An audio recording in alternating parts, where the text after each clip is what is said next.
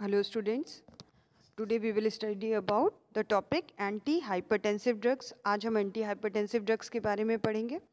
Subject is pharmaceutical chemistry and the course is D.Pharm first year. This video is for D.Pharm first year students.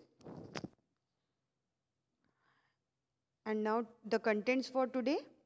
Anti-hypertensive drugs के बारे में we will study about the introduction of anti-hypertensive drugs, properties of an ideal hypertensive drugs, एक anti hypertensive drugs में क्या क्या qualities होनी चाहिए, क्या प्रॉपर्टीज़ होनी चाहिए, वो पढ़ेंगे.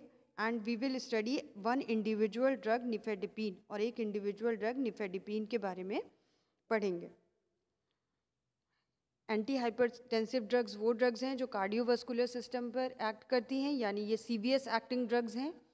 CVS is short form of cardiovascular system. तो कार्डियोवास्कुलर सिस्टम एक्टिंग ड्रग्स हैं ये, जो कि ब्लड प्रेशर को कम करती हैं, ब्लड प्रेशर को घटाती हैं, बढ़े हुए ब्लड प्रेशर को घटाती हैं, कम करती हैं. एंटी हाइपरटेंसिव एजेंट्स की definition: the drugs which are use to treat hypertension, that is to lower the blood pressure. वह ड्रग जो हाइपरटेंशन के उपचार में उपयोग की जाती हैं, यानी कि ब्लड प्रेशर को कम करने के लिए उपयोग की जाती हैं. They act through different mechanism. ये बहुत सारे मैकेनिज्म से एक्ट करती हैं. Most of these acts by reducing sympathetic vasomotor tone. ज़्यादातर ड्रग्स इसमें सिंपैथेटिक नर्वस सिस्टम की जो टोन है, सिंपैथेटिक नर्वस सिस्टम की जो टोन है उसको कम करती हैं, जिसकी वजह से हाइपरटेंशन से राहत दिलाती हैं, हाइपरटेंशन को कम करती हैं, हाई ब्लड प्रेशर को कम करती हैं. वासोमोटर एरिया होता है सीएनएस में, जो कि सिंपैथेटिक नर्वस सिस्टम के स्टिमुलेशन से स्टिमुलेट होता है. तो इस वासोमोटर सेंटर को डिप्रेस करने से, सिंपैथेटिक नर्वस सिस्टम को डिप्रेस करने से वासोमोटर सेंटर भी डिप्रेस होता है, और जिसकी वजह से ब्लड प्रेशर रेगुलेट हो जाता है, कंट्रोल हो जाता है. अब एंटी हाइपरटेंसिव एजेंट्स के बारे में कुछ और पढ़ते हैं. It is difficult to determine a specific pressure age which hypertension begins. ऐसा कोई एक प्रेशर, निश्चित प्रेशर बताना मुश्किल है जहां पर हाइपरटेंशन की शुरुआत होती है. However it may be useful to consider कि अब हम कितने ब्लड प्रेशर को कई रेंजेस में बांट देते हैं. जिस रेंज में होगा उस हिसाब से हाइपरटेंशन का नाम रख सकते हैं. तो नॉर्मल प्रेशर क्या है? जब सिस्टोलिक प्रेशर 120 mmHg होता है और डायस्टोलिक प्रेशर 75 से लेके 85 mmHg होता है, तो उसको हम कहते हैं नॉर्मल ब्लड प्रेशर. उसके बाद है नेक्स्ट कैटेगरी आती है बॉर्डर लाइन हाइपरटेंशन की, जिसमें सिस्टोलिक ब्लड प्रेशर 140 होता है और डायस्टोलिक ब्लड प्रेशर 90 से 95 mmHg होता है. जब ये स्थिति होती है तब हम उसको बॉर्डर लाइन हाइपरटेंशन की स्थिति कहते हैं. उसके बाद third one is mild hypertension. Mild hypertension में जो सिस्टोलिक ब्लड प्रेशर होता है वो 140 से 160 mmHg होता है, और जो डायस्टोलिक ब्लड प्रेशर है वो 95 से 105 mmHg होता है. तो जब इस रेंज में हाइपरटेंशन होता है, इस रेंज में ब्लड प्रेशर मेज़र करने पर जो अगर ये वैल्यूज़ आती हैं, ब्लड प्रेशर मेज़र करने पर अगर ये वैल्यूज़ आती हैं ब्लड प्रेशर की, तो इस स्थिति को या इस कंडीशन को माइल्ड हाइपरटेंशन कहते हैं. मॉडरेट हाइपरटेंशन में जो सिस्टोलिक ब्लड प्रेशर है वो मोर देन 140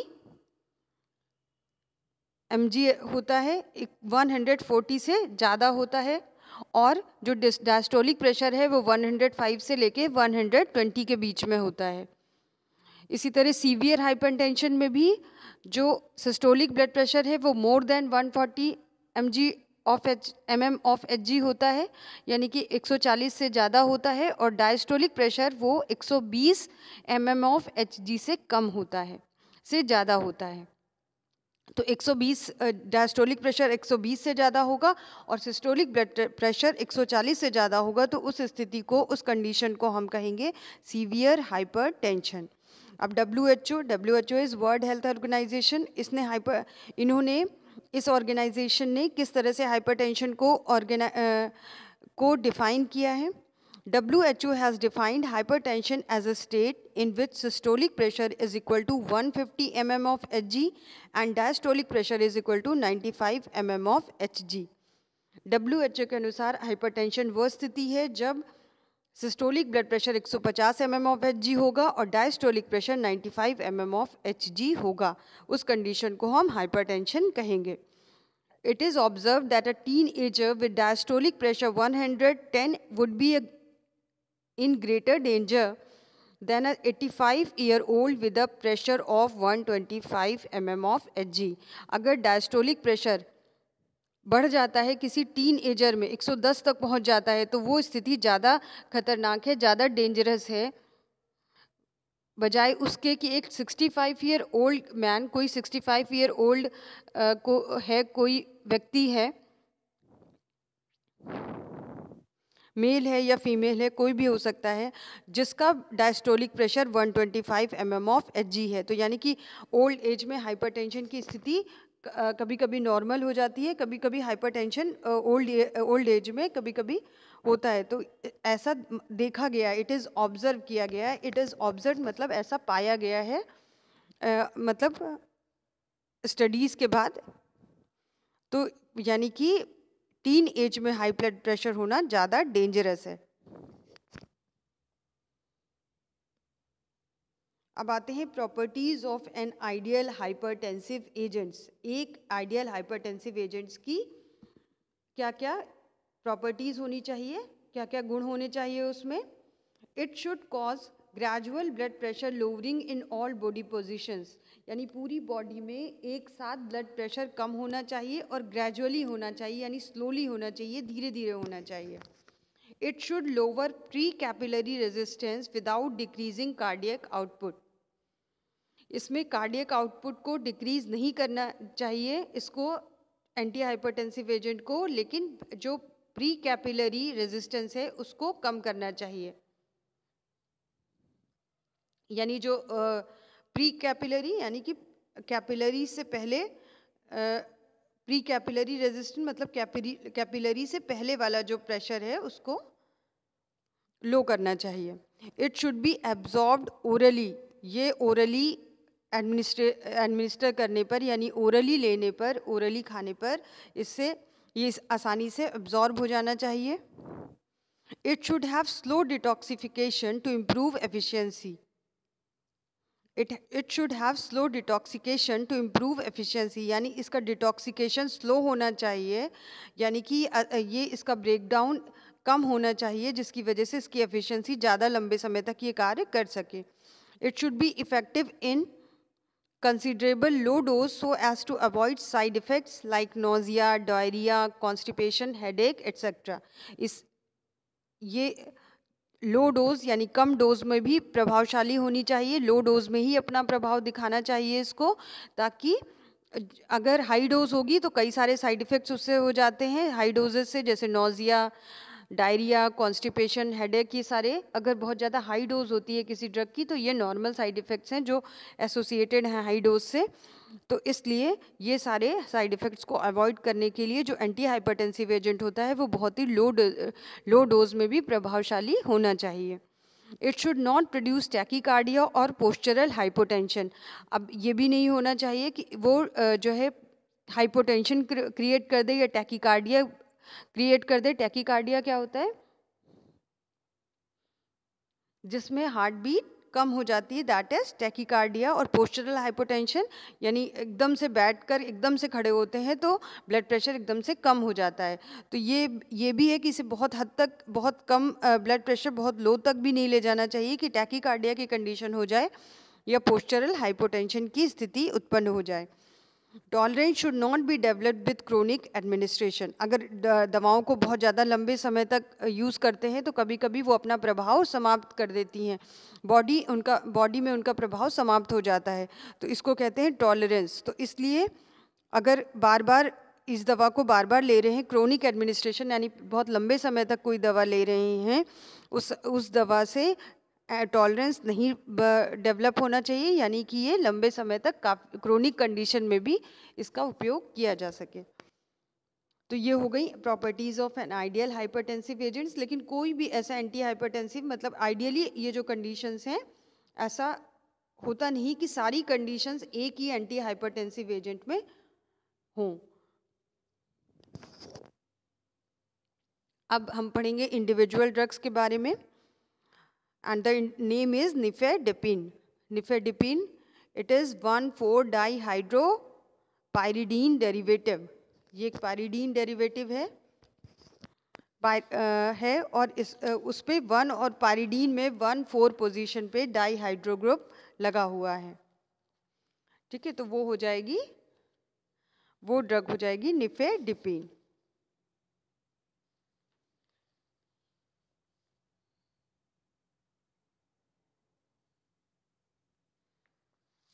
मतलब 1,4-डाइहाइड्रोपाइरिडीन डेरिवेटिव, मतलब ये चीज़ इसमें प्रेजेंट होगा। और भी चीज़ होंगी इसके स्ट्रक्चर में, लेकिन पाइरिडीन जिसपे कि 1,4 पोजीशन पे हाइड्रोजन ग्रुप लगा हो वो ज़रूर होगा, वो न्यूक्लियस इसके स्ट्रक्चर में ज़रूर प्रेजेंट होगा।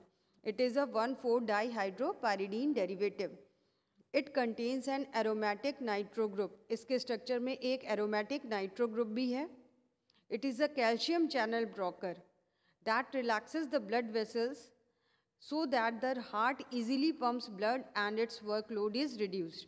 ये क्या करता है? ये कैल्शियम चैनल ब्लॉकर है। कैल्शियम चैनल्स को ब्लॉक करता है, यानी कि कैल्शियम आयंस को अंदर नहीं आने देता। जो एक्स्ट्रा सेलुलर कैल्शियम है सेल के बाहर, उन्हें अंदर नहीं आने देता। कहाँ से? मायोकार्डियल या वेस्कुलर मेम्ब्रेन जो होती हैं हार्ट में, तो उसकी वजह से क्या होता है कि कैल्शियम चैनल्स को बंद कर देते हैं। तो यानी कैल्शियम आयन अंदर नहीं आ पाता मायोकार्डियल सेल्स के, तो जिसकी वजह से क्या होता है, जिसकी वजह से ब्लड वेसल्स रिलैक्स हो जाती हैं। ब्लड वेसल्स यानी वेन्स और आर्टरीज रिलैक्स हो जाती हैं, और इस वजह से उनका डायलेटेशन हो जाता है। यानी कि वो वाइड हो जाती हैं और उनका डायमीटर बढ़ जाता है,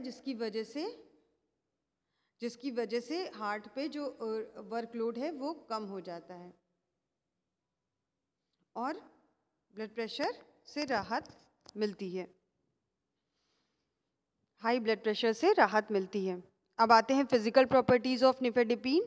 physical state is solid crystalline powder, colour is yellow, melting point is 171 to 175 degree Celsius. इसका जो मेल्टिंग पॉइंट है वो 171 से 175 डिग्री है। Solubility, it is practically insoluble in water, freely soluble in acetone and sparingly soluble in absolute alcohol. अब आते हैं chemical properties of nifedipine.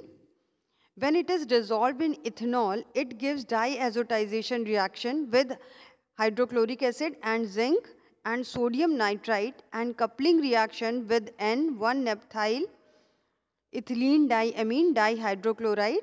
An intense red color is produced which remains for at least 5 minutes. अगर इस पहले ethanol में इसको dissolve किया जाता है, उसके बाद ये डाइएजोटाइजेशन रिएक्शन देता है किसके साथ? हाइड्रोक्लोरिक एसिड, जिंक और सोडियम नाइट्राइट के साथ। उसके बाद फिर जो ये एजो प्रोडक्ट बना, इसकी कपलिंग रिएक्शन कराते हैं। जो डाइएजो प्रोडक्ट बना, इसकी कपलिंग रिएक्शन कराते हैं with N1-naphthyl ethylene diamine dihydrochloride के साथ। तो एक रेड कलर का एजो कंपाउंड बनता है, इंटेंस रेड कलर का एजो कंपाउंड बनता है, जो कि 5 मिनट तक जिसका कलर रहता है, जिसका कलर सिर्फ 5 मिनट तक ही रहता है। तो यानी कि निफेडिपिन के पास एरोमेटिक जो नाइट्रो ग्रुप है, जिसकी वजह से ये डाइएजोटाइजेशन रिएक्शन भी देता है और कपलिंग रिएक्शन भी देता है। अब आते हैं स्टेबिलिटी एंड स्टोरेज पे। It is affected by light, so it should be stored in well closed containers protected from light. इसे वेल क्लोज्ड कंटेनर्स में रखना चाहिए और लाइट से सुरक्षित रखना चाहिए। Calcium channel blocker, anti anginal and coronary vasodilator. ये कैल्शियम चैनल ब्लॉकर है एंटी एंजाइनल ड्रग भी है और कोरोनरी वोसोडाइलेटर भी है, यानी कोरोनरी वेसल्स को डायलेट करती है, वाइड करती है, चौड़ा करती है, उसकी डायमीटर को बढ़ाती है। It is the front line anti hypertensive drug use to treat essential hypertension. Essential hypertension वो होता है जो एज के साथ होता है और जिसकी कोई खास कारण नहीं पता होता, जिसका हमको कॉज नहीं पता होता, जिसका कारण नहीं पता होता, उसको कहते हैं एसेंशियल या प्राइमरी हाइपरटेंशन भी कहते हैं इसको। रीनल हाइपरटेंशन यानी कि जो किडनी की बीमारी की वजह से हाइपरटेंशन होता है, अगर किडनी ठीक से काम नहीं कर रही, किडनी डैमेज है, तो उस वजह से भी ब्लड प्रेशर बढ़ सकता है, तो उस केस में जो हाइपरटेंशन होता है उसे रीनल हाइपरटेंशन कहते हैं। It is also used in ischemic heart disease like angina and myocardial infarction. Angina में chest pain होता है, जिसमें जो है ये इश्चिमिया की वजह से होता है, यानी सप्लाई, ऑक्सीजन की सप्लाई हार्ट तक नहीं पहुंच पाती है, इनसफिशिएंट होती है, अपर्याप्त होती है, जिसकी वजह से चेस्ट पेन होता है। और तो एंजाइना वो है चेस्ट पेन। उसके बाद मायोकार्डियल इन्फाक्शन यानी कि इसको हार्ट अटैक भी कहते हैं, तो जिसकी वजह से हार्ट ठीक से फंक्शन नहीं करता और हार्ट अटैक हो सकता है। तो ये इन डिसीजेज में भी निफेडेपिन बहुत ज़्यादा उपयोग की जाती है। अब आते हैं निफेडेपिन ऑफिशियल में। Official nifedipine IP, BP, nifedipine capsules IP, nifedipine tablets IP. Pharmaceutical formulations में tablets and capsules. Brand names Cardipin, Cardules, Cardules retard, Depicor, Depicor SR, Depin, Depin retard, नेक्टेन एट्सेट्रा। तो ये इसके ब्रांड नेम्स हो गए।